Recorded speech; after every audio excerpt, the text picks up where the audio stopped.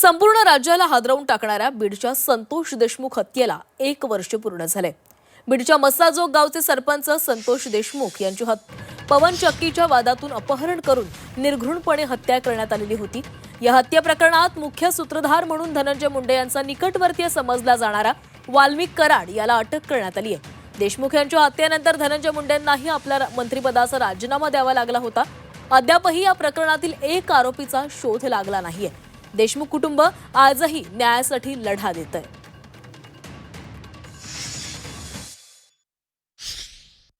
त्याची हिस्ट्री तशी आहे। तो आंधळे जो आहे यापूर्वीच्या सुद्धा गुन्ह्यामध्ये तो सापडलेला नाही। 1-2 मला वाटतं त्याच्यावरती 307चे गुन्हे आहेत। ते त्या गावाला न जाणे किंवा आईवडिलांना कोणालाही फोन न करणे अशा प्रकारची त्याची हिस्ट्री आहे। आणि काय आहे की असे काही आरोपी हे 100% राज्य सोडून जातात।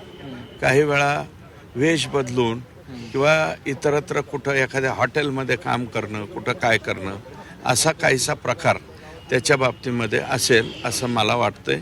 पोलिसांनी म्हणजे पोलिसांचं नाही, हे CIDचं काम आहे।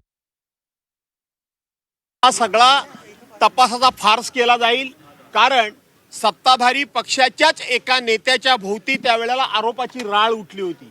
सत्ताधारी पक्षातल्याच मंत्र्याला याच प्रकरणामध्ये एकदा राजीनामा द्यावा लागला होता आणि ज्या वेळेला सत्ताधारी पक्षाच्या मंत्र्यांना राजीनामा देऊन त्यांच्या भोवती संशयाचं धुकं आणि संशय निर्माण झाला होता, त्याच दिवशी संतोष देशमुखांना न्याय मिळणार नाही, नैसर्गिक न्याय होणार नाही, सत्तेच्या दबावाखाली जे खुनी आहेत ते सुटतील हे आम्ही तेव्हाच सांगितलं होतं। आणि म्हणून अजून कृष्ण आंधळे नावाचा आरोपी सुद्धा सापडलेला नाही। अजूनही तो आंधळे नावाचा त्यातला आरोपी पकडला गेला नाही। तो कुठे आहे त्याचा पत्ता नाही। मेला आहे की जिवंत आहे, कुठे लपला आहे।